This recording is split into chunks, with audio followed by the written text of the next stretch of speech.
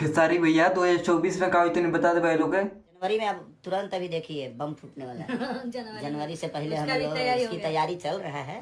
तो जिंदगी में ना दुखी नहीं होने का मैं सब तो देख लेनी जा। तो खेसारी लाल आज लाइव आए थे और लाइव में कुछ ऐसे ऐसे बात कह दिए जिससे विरोधियों का फट सकता है। अच्छा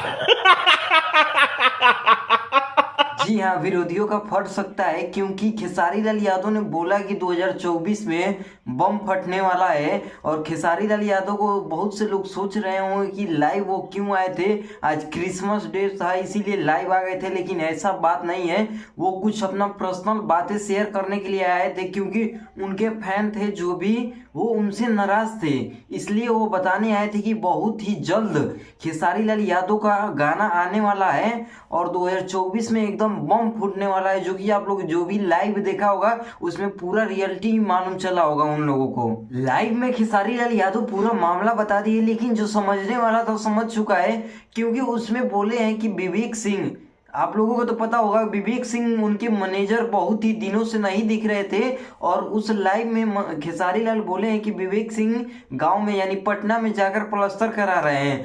तो वो प्लास्टर नहीं करा रहे हैं कि जो भी गांव वाला काम है उनके भैया वहां पर है खेसारी जी के। और जो विवेक सिंह है हमको लग रहा है कि किस जो इनके पे है ग्लोबल म्यूजिक से जो भी है उस पे वो काम कर रहे हैं, मिटाने उठाने का चर्चा हो रहा होगा चाहे।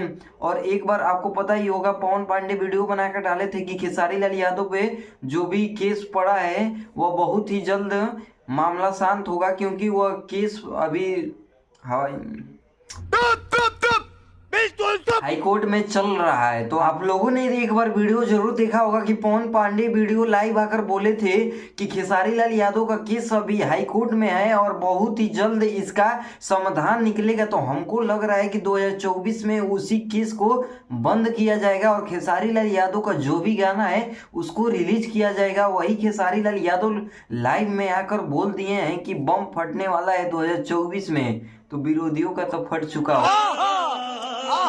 और लाइव में खेसारी लाल यादव एकदम हंसी खुशी है, बोल रहे हैं कि जो भी कष्ट होता है उसको हंसी में उड़ा देना चाहिए, वही कर भी रहे हैं।